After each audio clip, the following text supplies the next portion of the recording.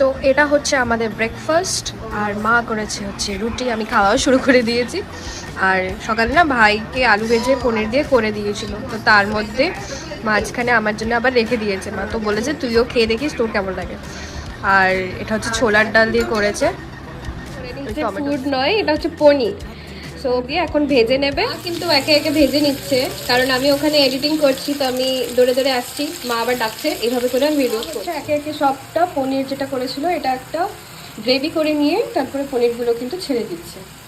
তো মা হচ্ছে শুকুর ঝোল খাবে, কারণ আমার মায়ের খুব একটা পনির সবজি দিয়ে একটা শুকুর ঝোল করবে, আর মা আমাকে দিয়েছে টেস্ট করতে, তো চলো আমি টেস্ট করবো।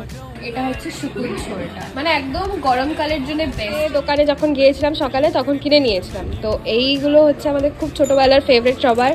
তো এই পাঁপড় ভাজা সাথে হচ্ছে চা করে নিয়েছে, সবাই মিলে আজকে বসে চা খাবো।